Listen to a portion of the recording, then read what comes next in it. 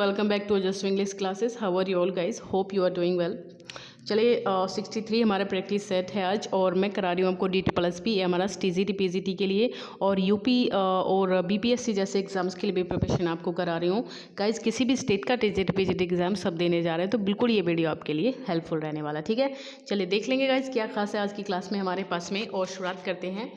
Like share video को ज़रूर कर दीजिएगा और लोगों तक पहुंचा दीजिएगा। अगर सब्सक्राइब नहीं किया आपने अब तक चैनल को, तो सब्सक्राइब भी गाइज कर दीजिए, क्योंकि ये सीरीज़ आपके लिए बहुत हेल्पफुल रहने वाली है, और जो लोग पढ़ रहे हैं उनको ये चीज़ दिख भी रही होगी। ठीक है, चलिए गाइज, तो पहला क्वेश्चन हमारा स्क्रीन पे ये रहा। A metrical foot of 2 stressed syllables. 2 stressed syllable का जो फुट होता है उसको क्या कहते हैं? दोनों स्ट्रेस्ड सिलेबल होते हैं गाइज, याद रखिएगा ना।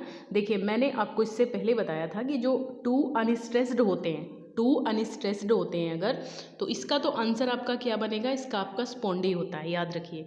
जो 2 स्ट्रेस्ड सिलेबल होते हैं उसका होता है स्पॉन्डी, और स्पॉन्डी का जस्ट उल्टा होता है। जहाँ पे 2 आपके अनस्ट्रेस्ड होते हैं, ये रिवाइज भी हो जाएगा आपका, वहाँ पे आपका पिरिक होता है। क्या होता है गाइज?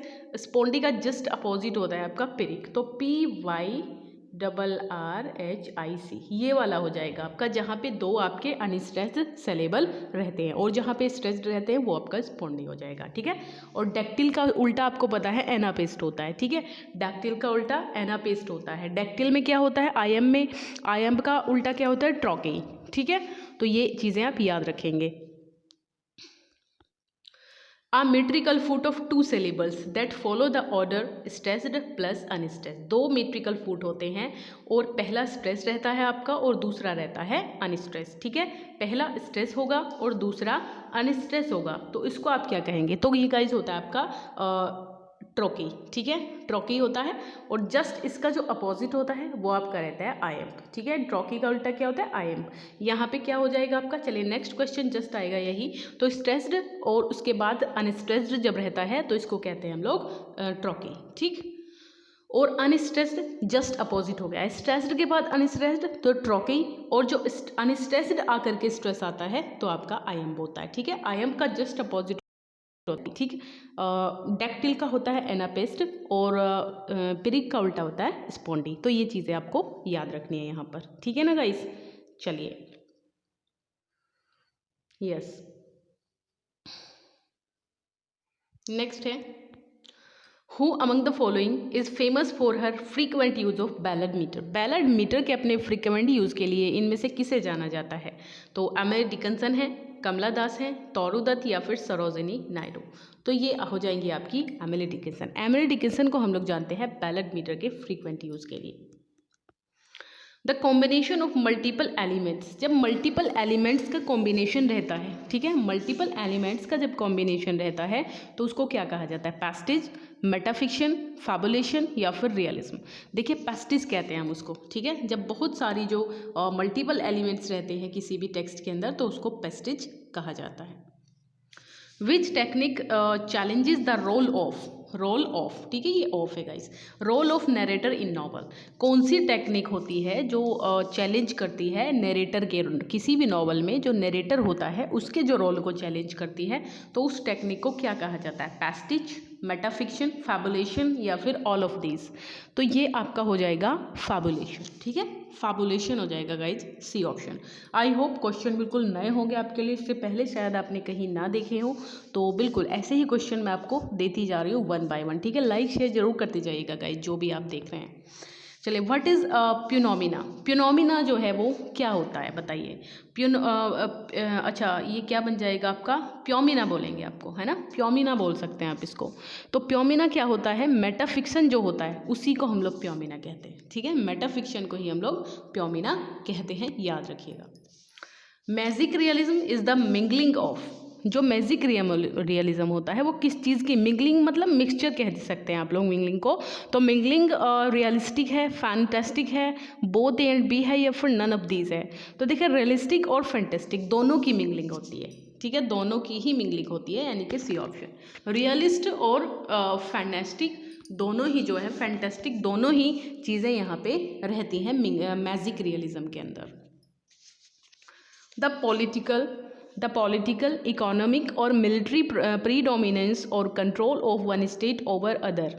जब किसी भी स्टेट का पॉलिटिकल तरीके से, इकोनॉमिकल तरीके से, हर तरीके से जो उसकी मिलिट्री प्रीडोमिनेंस, यहाँ तक कि उसकी जो आर्मी रहती है उसको भी जब कोई देश कंट्रोल कर लेता है तो इसको क्या कहा जाएगा?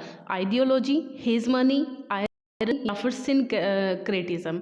तो देखिए इसको आप लोग कह सकते हैं सिनक्रेटिज्म, ठीक है। जब हर तरीके से पॉलिटिकल, इकोनॉमिकल, आर्मी या फिर जो भी वहाँ का रहता है उस पर दूसरी कंट्री जब उसको कंट्रोल करती है तो उसको कहते हैं हम लोग क्या?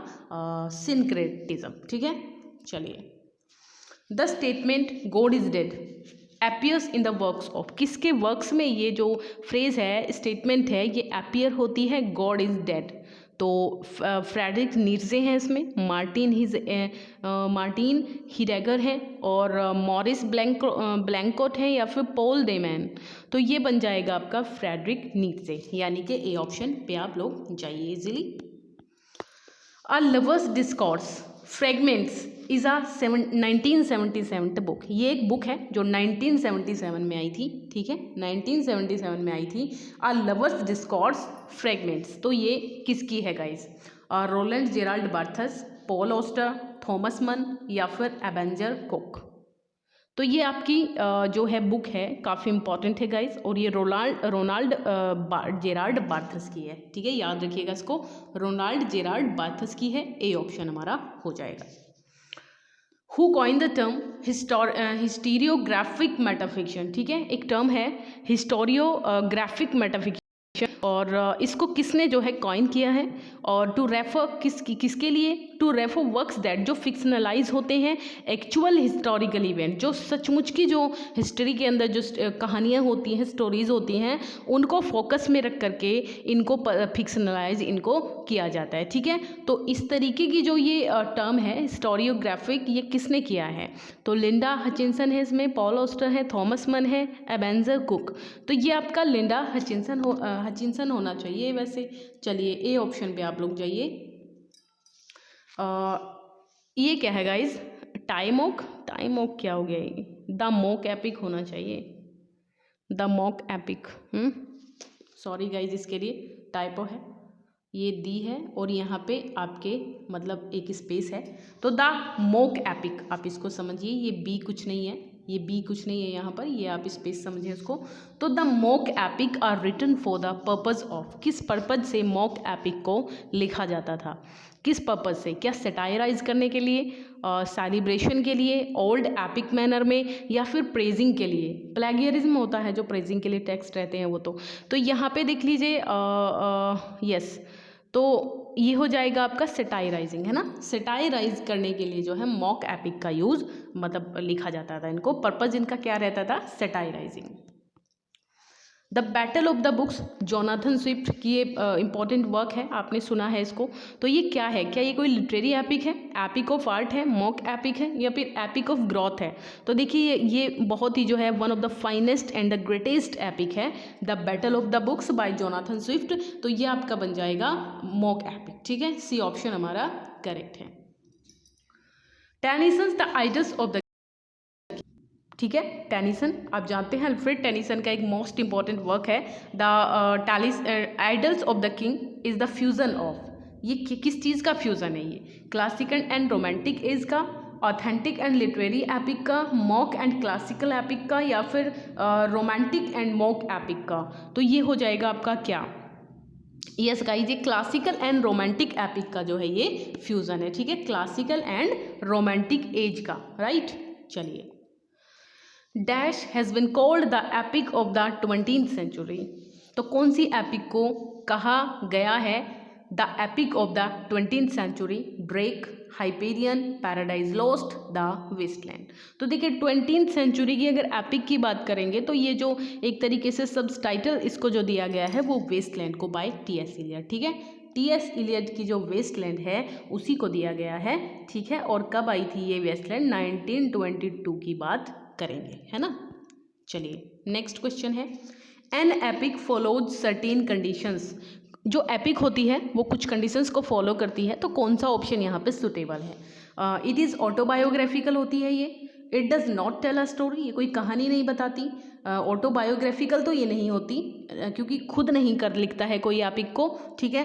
और ये स्टोरी नहीं बताती, ऐसा भी नहीं है, क्योंकि इसमें एक स्टोरी रहती है, ये हम जानते हैं पहले ही।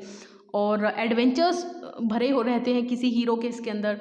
और begins with an invocation of the muse, ये सही है ना। ये सी ऑप्शन जो है आपका ये सही है, क्योंकि ये किसी म्यूज़ के इन्वोकेशन से जो है प्रारंभ होती है। जैसे आपने देखा है जो पैराडाइज लॉस्ट है, वो म्यूजिक को वहाँ पे वाहन उनका इन्वोकेशन किया गया है, उसके बाद ये स्टार्ट होती है। Lyric is derived from the Greek word, जो लिरिक है वो ग्रीक के कौन से वर्ड से लिया गया है, तो ये लिरिकोज हो जाएगा, ठीक है। सी ऑप्शन लिरिकोज हो जाएगा। लिरिक इज अ ग्रीक, ये क्या है, क्या ये कोई ग्रीक म्यूजिक है, रिदम है, सॉन्ग है, या फिर ओड है। तो बहुत आसान से क्वेश्चन है, प्यारे प्यारे हैं। तो ये सॉन्ग है गाइज, ठीक है। इसको आप कह सकते हैं ग्रीक सॉन्ग, एपिक लिरिक को, ठीक है ना। ये पर्सनल होती है, लायर के साथ एक इंस्ट्रूमेंट होता है, उसके साथ इसको गाया जाता है सॉन्ग को। What is the suitable prefix for the word bitter, bitter के साथ कौन सा प्रीफिक्स आप यूज कर सकते हैं, इम बीटर, इन बीटर, अन बीटर, एम बीटर, बताइए। तो क्वेश्चन बढ़िया है, आसान भी है, ठीक है ना। हाँ, तो एम बीटर हो जाएगा गाइस, इस पे आप लोग लगा सकते हैं डी ऑप्शन। अगर सुटेबल प्रीफिक्स यहाँ पे जाने तो ये एम बीटर हो जाएगा। चलिए, what should we do is a matter of our own choice and desire, हमारी इच्छा और हमारी चॉइस पे निर्भर करता है जो भी एक्ट हम करते हैं। क्योंकि सीधी सी लाइन है और शुड का यहाँ पे कोई काम नहीं है, अकॉर्डिंग टू मी शुड का कोई यहाँ पे काम नहीं है ना। आपको भी शायद यही लग रहा होगा कि शुड का कोई मतलब नहीं है भाई, यहाँ पे केवल होना चाहिए था कि व्हाट वी डू, ठीक है ना। ये हो जाता what we do is a matter of our own choice and desire, ठीक है ना। तो यही एरर है इसके अंदर। I don't understand what to make employees so agitated on such trivial issues। देखिए यहाँ जो है I do not understand, मैं नहीं समझ पाता हूँ, what to make है ना। तो what to make नहीं, what makes होना चाहिए था यहाँ पर, ठीक है। इस टू का कोई सेंस नहीं है गाइज, क्योंकि इन्फिनेटिव की ज़रूरत नहीं है। यहाँ पे सीधा है कि क्या चीज़ बनाती है ना एम्प्लॉयज़ को इतना एजिटेटेड, सच इतने तुच्छ जो इश्यूज़ हैं उनके ऊपर, है ना। तो व्हाट मेक एम्प्लॉयज़ हो जाएगा, ठीक है ना। इसको आप लोग याद रखिए, ये एरर है। Why we do not meet to discuss this matter in detail on Friday next, बताइए। Why we do not meet है ना, why we do not meet, तो ये गलत है। देखिए पहले ही हमारे इसमें एरर है, इसी में एरर है, क्योंकि वाई वी डू नॉट की जगह पे हो जाता ये, क्योंकि इंटरोगेटिव है ये, तो वाई डू वी नॉट होगा गाइस, ठीक है। ये यहाँ पे वो गलत है, वाई डू वी नॉट होगा, ना कि वाई वी डू नॉट, क्योंकि यहाँ पे जो वाई है वो इंटरोगेटिव कंजंक्शन की तरह यूज नहीं हो रहा है यहाँ पर, है ना। अगर कंजंक्शन की तरह यूज होता तब हम इसको इस तरीके से लिख सकते थे। चलिए next, choose the misspelled word, इनमें आपको चूज करना है। तो देखिए एलाबोरेट होता है विस्तार से बताना किसी चीज़ को, और थोरोनेस हो जाएगा, थोरोनेस बहुत बारीकी से जब किसी चीज़ को हम लोग चेक करते हैं। तो थेरेपी आप जानते हो, और इंस्टेबिलिटी होगा ये डी ऑप्शन हमारा गलत है, ये हो जाएगा आपका इंस्टेबिलिटी, ठीक है, ये सही यहाँ पे है। The noun form of the adjective rare, rare की नाउन फॉर्म क्या बनेगी, क्या रेयरमेंट, रेयरनेस, रेरिटी, या फिर रेयरली, बताइए। तो देखिए प्यारा सा क्वेश्चन है, ये भी छोटा सा, कोई दिक्कत नहीं इसमें।